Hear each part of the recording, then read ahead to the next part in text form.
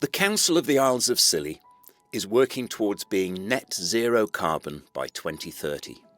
We've already switched to renewable energy for the majority of our sites and installed solar panels on our corporate and social housing. And we've supported local businesses to do the same through our Business Energy Efficiency Scheme. We have plans to continue to reduce our carbon emissions by decarbonising our estate and removing our reliance on fossil fuels further. We want to lead by example in protecting the islands for future generations. But we can't do this without the support of our community. The following are examples of the pioneering and innovative work already happening on the islands.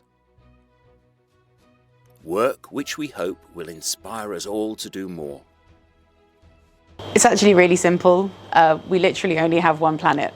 If we don't start sorting things out now, then that is going to be it. Living on a small island as we do, we're going to see more adverse weather, which is going to make everything more difficult for all of us. We have a crisp packet recycling system. We have moved away from using cling film to wrap our cheese when we give cheese out to customers. We've just launched a brand new milk refill system this week. We also have solar panels that provide most of our hot water. We use a green energy supplier, and we often try and stock as much product as we can do in glass, so we're using less plastic, and then we try and use as many local suppliers as we possibly can do. We need the government to put more pressure on big companies like Unilever, Coca-Cola, Mars, Cadbury's, Johnson & Johnson, all of the big household names, to actually start making more changes to how they're packaging. We've got solar PVs, solar hot water. We try and reduce our chemical input on the farm. We try to not use many pesticides, herbicides or chemical fertilisers. Looking at the minute at increasing our composting capacity by taking green waste from other businesses and households and using that to increase our soil carbon. Water usage is a big issue. So we're trying to increase our rainwater capacity at the minute, and actually all of us are able to do small things, whether it's a move to plastic-free packaging or looking at installing alternative sustainable energy sources. We get a lot of comments from customers appreciating the fact that our packaging is plastic-free, and so it is appreciated and recognised, and that really helps encourage you to do more. From a business point of view, we're organic growers. We have solar panels, so the amount of energy that we produce is about equivalent to the amount we use per year. Yeah, our groundwater supplies are threatened by the predicted rise in sea level, and we're finding it increasingly difficult to grow food crops. For the farm, we collect rainwater. We have about 100 cubic metres of storage, and even with our rainwater catchment we would be having severe problems if we lost any of our additional groundwater. We've changed to electric vans for our cottage department. We've changed to electric buses, which you'll see whizzing around everywhere. Every new project that we build has sustainable and renewable energy embedded into the project. We make them super insulated. We make them as green as we possibly can before we even build them. We try and purchase as locally as we can. We are very careful about what we buy and how it's packaged. We have cut our amount of plastic as an island to less than 12 tonnes a year, and we do that by not having plastic bottles in the shop, only having glass. What we need to be is an island which lives by its assertions, which means that everything that we do has to be about sustainability, and it has to be about the long-term future. We can't manage everybody else's impacts, but we can manage ours. I make jewellery, so I'm always looking on the beach doing beach cleanups and yeah, making sort of sculpture and art out of the bits that I find.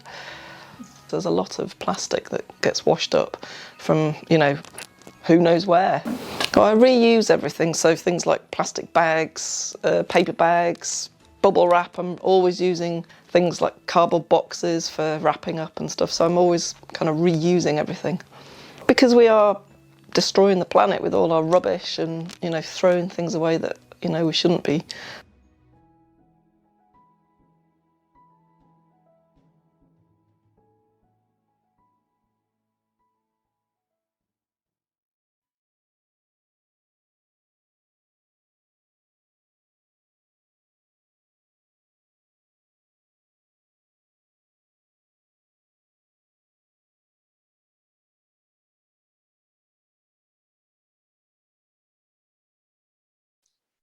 Good afternoon and welcome to the launch of the Council of the Isles of Scilly Climate Change Action Plan consultation. I'm your host, Councillor Steve Watt, and I'm the lead member for Environment and Climate Change. And I'm delighted to be hosting this COP26 regional event. Alongside me today, I have Paul Masters, the Chief Executive of the Council, and Tanya Saker, our Head of Environment, who are leading this important work here on the islands. For those of you who've been with us for the full summit since 10 o'clock this morning, we have heard from many guest speakers and local advocates of the challenges and opportunities we are facing from our changing climate across the region.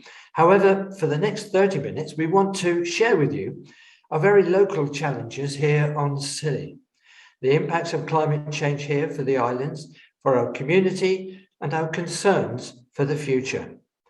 We have heard from some of our islanders here on Scilly, and we will hear from more later, who share their concerns on climate change, considering how it might impact them and how they are already doing what they are already doing to reduce their carbon emissions. We also hear from our Head of Environment, Tanya Saker, on our draft Climate Change Action Plan. Hearing about our plans for the next 10 years and how we want you, our community, to be part of them through this consultation. We should have time for questions at the end of the session. However, if we don't get to your questions, please be assured they will be recorded and captured through Slido and will feed into our climate change consultation questions and responses. So that's enough from me for the time being. So I'll first pass over to Paul to introduce what we're doing on the Isles of Scilly and the concerns we have for the future. Thanks, Steve, and thanks for letting us have this time on this very important day. I mean, I think the first thing I'd start with is obviously just saying that councils across the country and all the residents and communities are increasingly becoming aware of the issues of climate change and are increasingly asking for action to be taken. A few years ago now, many of the councils across the country declared climate emergencies and set themselves in the main targets to be net carbon zero by 2030. But that obviously only talks about the council itself, but councils also have a unique position in order to help their communities, local businesses, to play their part, because it's only together that we can address this massive problem. And the reason for that is quite simple, is the fact that whilst the council can take action on things in its own control, the council's percentage of carbon will only be small in relation to the whole of the community. And it's exactly the same on Scilly. But in terms of us setting ourselves those 2030 targets, in terms of us trying to hit that target, there will be lessons that we can learn, that we can pass on to others. There are many things that are still unknown to us, that we're still experimenting with and making investments in. And hopefully we can share the knowledge of those as we go along this journey together. So the Council of the Isles of Scilly has likewise declared a climate emergency. And you'll be aware that being some 28 miles off Land's End, we see even more the excess damage caused by severe weather, the issue of rising sea levels, and of course for us even the issue of drinking water on the islands and the chances of desalination, plants not being able to cope, etc., as salt begins to get into our groundwater systems. So climate change is very, very much on the minds of the Council of the Isles of Scilly. And whilst we've done an awful lot over the last few years in order to do things such as decarbonising our estate, putting air source heat pumps into our council housing, having a car share scheme and recharging points, all those things are actions that we've taken. There's much more that we want to do. And so Tanya today is going to take us through what we want to do next and our climate change action plan, and hopefully what you think about that and what you can do to help us as well. Tanya. Thanks, Paul. Thanks, Steve, and good afternoon, everybody. Our climate is already changing. The Met Office reported temperature, rainfall and sunshine for 2020 all ranked within the top 10 highest on record in the UK, the first time this has ever happened in a single year since records began. During 2020, the UK experienced the wettest February on record, with storms Kira and Dennis bringing heavy rain and high winds, the sunniest, driest May on record, followed by several extreme heat waves in July. Here on Scilly, we have a unique temperate oceanic climate which borders a humid subtropical climate, which means we generally do not experience the hot and cold temperature extremes seen across the rest of the UK.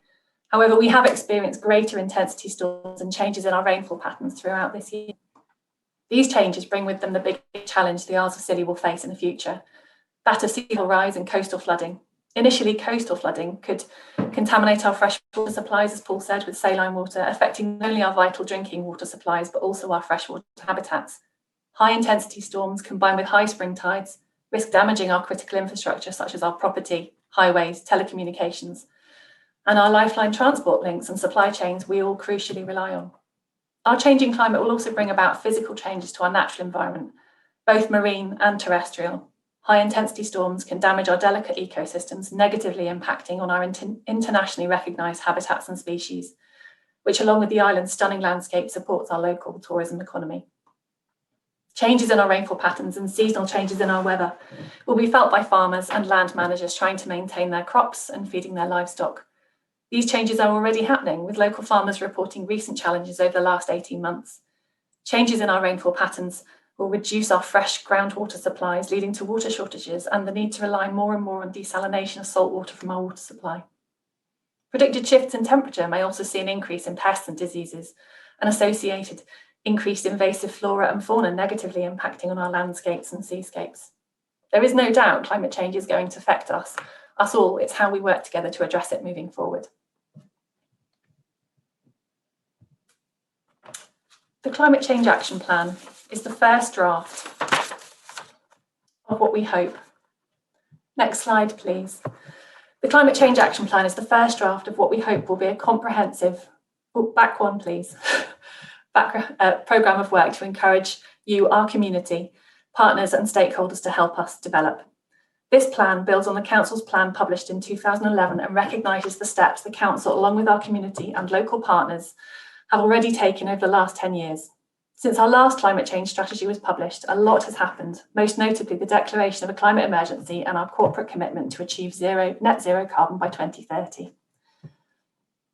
The plan sets out what the Council will be doing to combat our carbon emissions over the coming years, focusing on what we can control through the direct control of sites and services, what we can influence, working with our community and local businesses, and how we will work with our local partners and national stakeholders to ensure we can achieve our ambition to be net zero carbon by 2030. The plan recognises we cannot achieve this alone, and collaboration and community engagement is essential to delivering our ambition. I'm going to briefly take you through the plan itself. However, I really encourage you to download the document from the Council's website and feedback your suggestions, thoughts and ideas over the next 4 weeks as part of the consultation period. The document begins with looking at what climate change means for the Isles of Scilly, focusing on what I've just talked about and the key impacts we expect to see over the coming years, some of which we're already witnessing. Mitigation and adaptation is looked at in more depth to find out the difference between the two. The plan distinguishes between these two, the mitigation being the longer term action to reduce greenhouse gases, which will affect our children and grandchildren, and climate adaptation, which are the actions required to deal with the climate changes which are affecting us now. The plan then looks a little bit more closely at the physical impacts of climate change and how it can affect our health, such as the increase in air allergens, pests and disease, and the effects of flooding and how these might affect us both physically and mentally. Before looking at our journey to net zero carbon, the section focuses on what the Council has done to reduce its carbon emissions since 2011 and the action it has taken since the declaration of a climate emergency in 2019, including our commitment to achieve net zero carbon by 2030 within the corporate plan and the publication of this Climate Change Action Plan. The first part of reducing our carbon emissions is to calculate what our baseline emissions are to begin with. This plan is the first time the Council has published its carbon footprint following its declaration of a climate emergency and will continue to report progress against its carbon reduction commitment on an annual basis. The plan is divided into two main sections: our approach so far and what we still need to work on. This section of the plan focuses on what has been achieved so far. These actions include the move away from fossil fuels, improving the energy efficiency of our buildings, our move to electric vehicles, our waste reduction strategy, how we have been working with partners to protect our terrestrial and coastal habitats and landscapes, and more recently, our strategic climate adaptation project, improving our coastal defences. However, there is still much more to do. Our new action plan, the second part of our plan focuses specifically on 10 key objectives moving forward, each with a proposed set of actions which we are seeking your feedback on. The first one, how we will work better together, ensuring our 2030 net zero carbon ambition is at the heart of everything we do, ensuring all our decisions are taken with climate change in mind and ensuring we have a robust, sustainable procurement policy in place. Objective 2, how we will heat and power things, moving away from fossil fuels, ensuring our buildings are powered by renewable energy and are energy efficient through the preparation of a decarbonisation plan. How we will build new homes, encouraging sustainable development across the islands through planning conditions and low carbon sustainable design guides within the planning process. How we will move around, ensuring the council's transport infrastructure supports clean, safe methods of travel, promoting active travel where possible and encouraging our own staff to travel less and making it easier for people to walk and cycle around the islands. How we will protect our natural environment and our area of outstanding natural beauty, safeguarding our marine life and coastal landscapes to support nature recovery and find nature-based solutions. How we will reduce waste, increase recycling and reuse through our waste reduction strategy. How we will adapt to the future, adapting to our changing climate and protecting our homes and critical infrastructure from flood risk and the wider impacts of climate change. And how we will work with our local community, with our local partners, stakeholders, local residents, local school children on their journeys to carbon reduction. Objective 9, how we will engage our local community, sharing ideas, opportunities and offering encouragement and support. And lastly, how we will work with our regional and national policymakers to help support our carbon ambitions moving forwards. These 10 objectives together set out our future work programme moving forward to achieve our net zero carbon target by 2030. So what's the next step? The next step is that we need your help.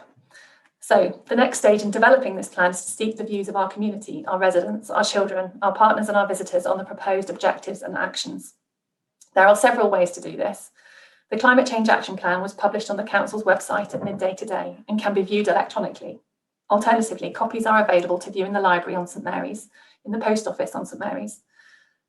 The consultation was also launched at midday today and is available online. Information is available on the Council's website. Alternatively, if you prefer to come and meet us in person and talk through the plan, there are a series of dates during November when we'll be running drop-in sessions across all the islands, where we would love to see you and hear your thoughts on what we are doing. Steve, I think over to you, or the next video, please. Well, thank you, Tanya. That was quite a brief run through of what is quite a complex document in some ways, but I have to compliment you in the way it's been written. It's extremely easy to read and well written in plain English. So I would recommend anyone to read it. And don't forget, you can make comments in various ways. We have had a few questions come through already. And the first one, which I had to make a note because I didn't get it on in the sidebar, but and the question was, how will the council help residents towards zero carbon? That's a really good question, and one that we really hope that we can start having these conversations about as part of this consultation. So we really encourage you to take part in the consultation initially, and as part of that consultation process, those are the questions that we're asking. We're asking what it is you need, what additional help you need, how we can support you further. So I would encourage everyone to take part in the consultation so we can work out exactly what it is that we can do to help you. Yes, I think right from the beginning, it's been emphasised that we can't do this together, alone rather. We need a collaborative approach. And funnily enough, the second question, or a question I've got on here now, is really one I don't think we can actually answer, but I'll read it out anyway. Will the Duchy allow immediate development of renewables and retrofitting of houses on the Isles of Scilly to meet this goal? If I pick up on that one, Steve. I mean, obviously, the Duchy itself, as I understand it, is moving toward a declaration of a climate emergency, and I'm sure they will be taking, steps in order to deal with their own estate and their own land holdings, of course, on the islands. In fact, you'll know, Steve, as a council, we've been asked to comment to the Duchy on a current review of their strategy, and certainly as a council, we are pushing very hard in terms of retrofit housing, affordable housing for local people, renewables, etc., etc. So whilst we can't answer for the Duchy directly, as a council, we are certainly working with the Duchy to make sure that together we try and hit that target. And of course, we can put conditions on any planning applications that come in from the Duchy of Cornwall. And the third question is, will the slides be published? I think Tanya. Absolutely, we can do that. I'll make sure that these slides are published online alongside the Climate Change Action Plan and linked to the consultation. It's all on the council's website. And this is, as you've mentioned or emphasised several times, this is part of the consultation process. So when will the final document be published and also approved by full council? Any idea on that? We hope to bring the final document to full council in early 2022. That gives us time to respond and go through the consultation, which will finish on the 6th of December. So it'll give us time to review it and update or review or make changes to the action plan, depending on the responses, and then hopefully bring it to full council early next year for formal adoption. I know so far it's been in gestation because I've got volume 4 in front of me, or version 4 rather. So I know it's in gestation, and of course, what will happen from the consultation is that things could be added or amended in due course. And I really think it's a really worthwhile document. And I know they talk about music, about rock and roll being. The blues had a baby and they called it rock and roll. Well, our strategy in 2011 has had a baby and it's now called the Climate Change Action Plan.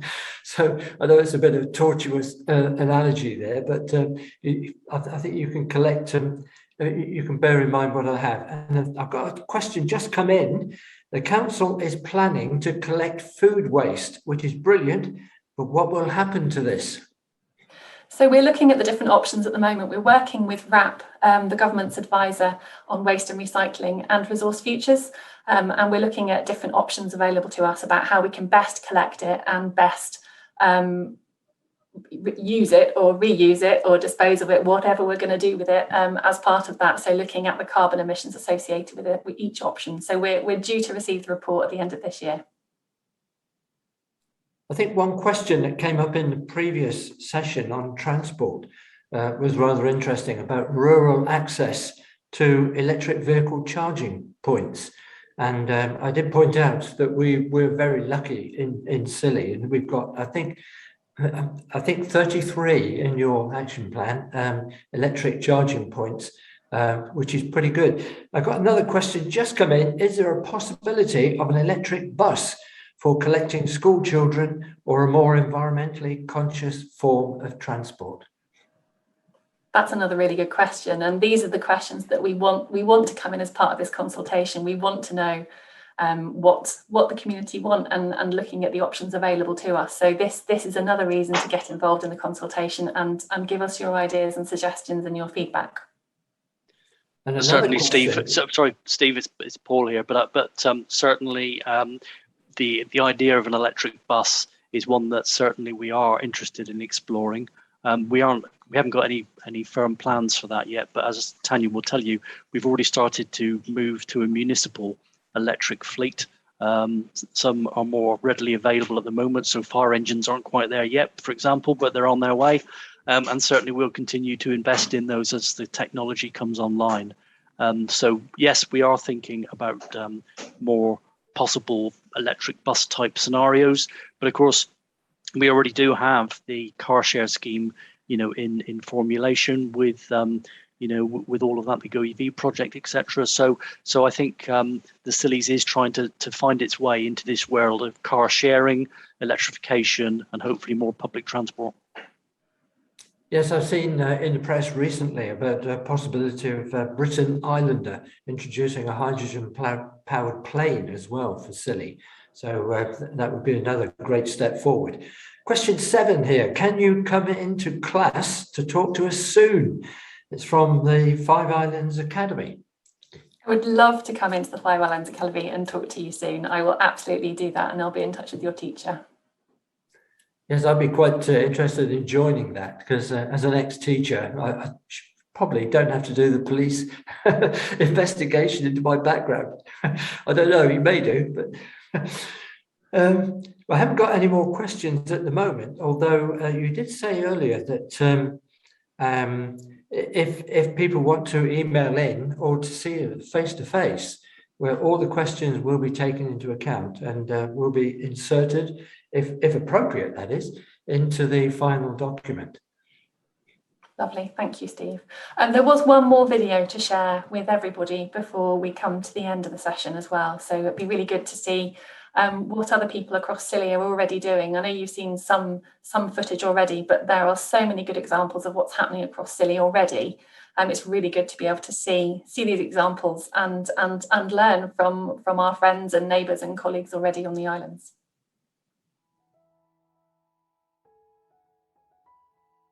For the last year, I've been commercially fishing for lobster with 100% plastic-free fishing gear, and I've also been rowing and sailing to fish for lobster, so effectively emissions-free.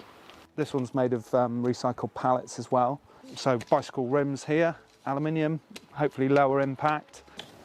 I'm also looking, because I'm committed to either low impact or plastic free fishing, I've got to source natural fibre ropes, non-plastic, down buoys, floats, all the fishing gear plastic free. We just know we've got to reduce our carbon footprint massively. Business wise, this is all about using as local as possible materials and skills. I think it's a case of do what you can yourself and sort of share your information and see where those conversations get to, really. Here on the farm, we're actually net negative, so we're actually absorbing more carbon than we emit. So we're really paying attention to our soils, sequestering carbon in the soils, carbon in the biomass of the hedges and the woodland. I really encourage everybody to eat less meat and dairy, eat more fruit and veg, care about how it's grown and where it's from, especially locally grown. Switch to 100% renewable electricity supply. That's really easy, makes a big impact. So it's absolutely imperative that everybody takes their responsibility. People, businesses, communities, governments, society, all over the world. I think it's important for everybody. Obviously it's the future of the planet, and obviously for our children as well. It's a no-brainer for people to do whatever they can with it, really. So we're a postal flower company, so all our packaging is now paper, which can also be recycled. We've also put solar panels on our barns, and that provides the electricity for our cold store. So all our flowers now are chilled, obviously, through the sun. So the fact that that's now being done by solar panels is a huge improvement. I personally believe it's important because when I think about it, I think about air pollution, and I also think about our health as humans and children. One of the main things for us was to keep our carbon footprint down. We invested in some solar panels, so we have 9 solar panels on our roof. Our second thing is no single-use plastic. We also have a sticker goes on our window for people to see that we do free water refills. We don't sell any plastic bottles. It's all glass or cans. It only takes a small little bit to start, and then, you know, maybe just, for instance, water bottles or coffee cups, reusable ones, and then see what else you can do after that to help. And yeah, that's what I would say. Living on the Isles of Scilly, you know, we're really lucky to live somewhere so beautiful, and it's important, you know, that it can stay beautiful for future generations, and you know, we don't want to see our beaches, you know, strewn with plastic in the future, and you know, ensure that sea levels don't rise so much that the place eventually disappears. We do all the basics, all the recycling that you'd expect and stuff, and we use all recyclable packaging, and all our cups and our salad pots and things like that are all biodegradable. And also we incentivise people to reuse coffee cups by offering a reduced price on hot drinks for reusable cups. The main thing that we do, and we're really proud of, is our refill zone, which is behind me, which is the way that we let people shop for your basics like grains and nuts and seeds and dried fruit and herbs and spices and everything in a kind of plastic-free way, so they can either bring a reusable container in and we'll fill it up for them over and over again. It helps reduce waste both in packaging but also food waste, which is important too. I would encourage consumers to try and shop more ethically and in a more sustainable way by coming to places where they can use less plastic and reuse their containers and things like that. Well, you're seeing all the time with the climate emergency, you're seeing all sorts of things changing. Like we've seen tuna for the first time ever in my lifetime. The whole changes to the atmosphere, and we've had really weird weather all year. We had storms in August, we've had the best ever October on record. So for about 5 years now we've had our boating app, which enables residents of Snagness and other people on the islands to share our boat trips, reducing the cost, therefore reducing their carbon footprint. We've very recently installed solar panels on the boat, which enables us to run all our electrical systems without having to charge the batteries, running the engines to charge the batteries up. And finally, we've very recently joined a scheme where we offset our carbon footprint. So we calculated how much fuel we consume over the year and what the costs of that were, and also the other carbon we produce, and we then contacted a company called Carbon Neutral Britain, and they enabled us to completely carbon offset our business, so we're completely carbon neutral. It's becoming increasingly clear that we can't afford to wait for government to take the lead on this. This is something that we all have to kind of accept as responsibility. So we try and keep everything we can on the site, so we don't burn and we don't export anything. So we've got 2 kilometres of hedges, we've got the vine prunings, any sort of arisings we have are all kept composted and put back onto the land to try and sort of sequester carbon. We're also looking at things like tree planting to try and sort of lock more carbon up in biomass. We've switched to kind of an organic approach from energy efficiency and reducing our requirement for fossil fuels. So we have had solar panels installed, and we've got a solar battery which is just being installed today, which is fantastic. So far I think this year it's produced more than we've used, so it's also a sort of a net exporter to the grid locally, so that it kind of increases the renewable energy capacity that we've got here on the islands, I hope. We're not using any petrol-powered equipment, the lawnmower, the strimmers, the hedge cutters, everything is now fully electric. There's lots of opportunities out there for some funding often, so it's worth having a look like what's out there in your area.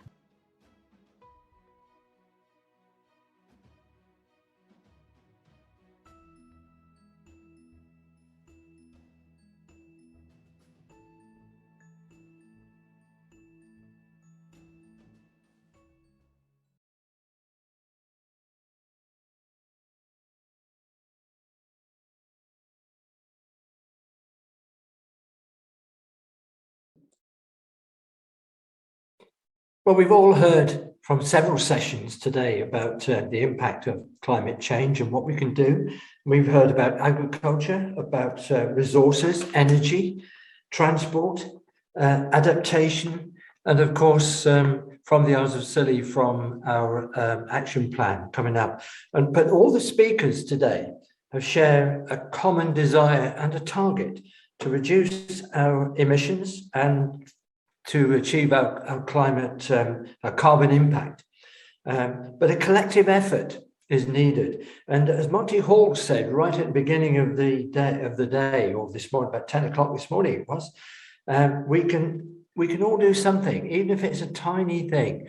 We can all help, like switching the lights off, for instance, when there's nobody in a room. I mean, tiny things like that, they collectively all add up. So I want to thank all the people who've been in charge today. I think it's been well worthwhile, and certainly food for thought, and a great basis for where we go from now on. And it links in very, very collectively, conveniently rather, with COP26, still going on in Glasgow until Friday this week. So thank you once again to everyone who joined in. And don't forget, your questions will be recorded, even if we didn't have time to answer them on screen. And they will be recorded, and you can also watch the whole thing all over again if you want to, or from the first time if you're only just tuned in on they'll all be recorded and available in due course. So thank you for that, and it's goodbye from the Isles of Scilly.